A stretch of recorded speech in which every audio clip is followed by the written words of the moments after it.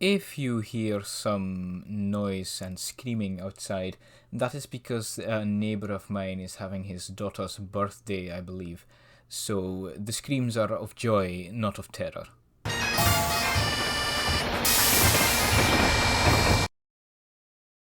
I have the worst luck with shunting engines. These are all shunting engines that I bought with my own money, and somehow I've never quite been satisfied with any of them. And I'll get into why, but let me just get this off my chest. I feel like shunting in smaller gauges, where the dead zones of the points are larger as compared to the locomotives, is counterproductive. Because, what engines do you want to have, shunting about your sidings with tight corners and underscale points? That would be locomotives with, small wheelbases, small 6 or 4 wheels. But, the smaller the scale, the more likely it is that engines with 6 or 4 wheels just cut out on your track, especially on your points. I mean, let's take the Ruston, for example. This thing is so tiny, it is so unbelievably small, thank you autofocus, that they had to add a match wagon to it, with suspect wiring on the pickups. Shall we say suspect wiring? And, I've seen examples of people's where the wires were not quite fully insulated and, had the potential of touching each other. So, these things are fire hazards. That's not to say that I don't like the Ruston, I do. But, again, if you want to have to run it like this, because I just don't like the look of having just a locomotive that's constantly pushing about the same wagon, because, I don't know, I've never seen that before of an engine like this, so, I just think it looks a bit silly sometimes. You can see the wires going from flatbed to locomotive, because the wires come supplied separately, and there is no tender drawbar or big cab like on a tender engine to conceal that. No, because there's literally just this little bar that you have to plug in here and into this wee hole where the coupling usually goes. And, that's supposed to suffice. Well, I'm sorry, I just don't like that solution. And, the Ruston already is absolutely tiny, so trying to work a stay life in there, is going to be tough. And I'm not an electrical wizard, so I'm too scared to do something like that. And then I bought this with my Christmas bonus once. And, the Hattons Barclay, a lot has been said about this, that it's a great engine, it's tiny, it's a bit frail, especially the pipes that you're supposed to disengage when servicing the model, which, of course, snapped off on mine. But, mine had an issue. From the factory, the pickups on mine, they didn't quite touch the wheels all the way. So when this thing went into a corner, and this happens, where the wheel shifts a bit, it just lost contact and it just stopped dead even on straights. And, I managed to fix that problem, that's fine. And again, short wheelbase, dead zones usually are larger than this locomotive's wheelbase, and as soon as they hit the points, they stop. And despite having a shorter wheelbase, my Hornby Picket has never had that issue. One thing that did happen is due to servicing, the lamp iron snapped off, and you can still see the residue from when I tried to fix that but inevitably just gave up.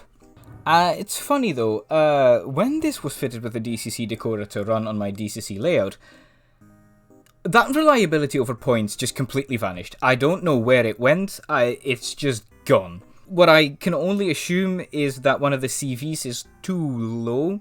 Its pull away speed is just too low, so it doesn't have the time to, quickly gather speed, but I don't know. Something about this thing, DCC fitting it just ruined its performance. And then, we get to this. You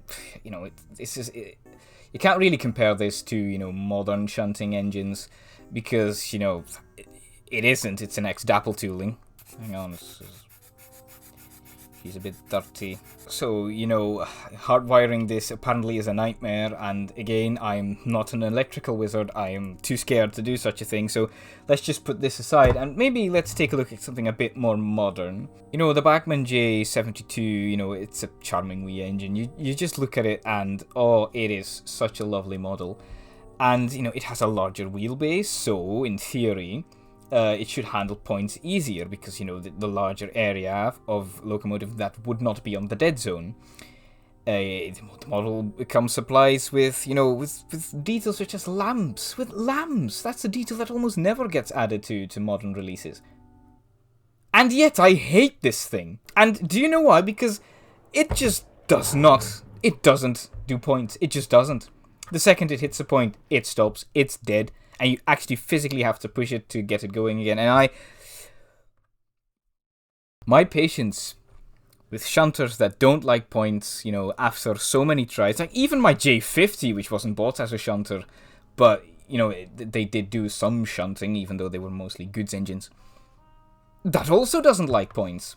And my patience with engines like this has run out, and ooh, no, maybe. But the thing is, right, because I don't trust this thing to run properly on analog, why should I trust this thing to run properly on DCC? Why should I give this thing the benefit of the doubt after disappointing me so many times? Where is the wisdom in the sunk cost fallacy, let's put it like that. Which brings me to the subject of today's video. I had another video planned. I wanted to take a look at my Hornby J36. The reason that I actually wanted to make this video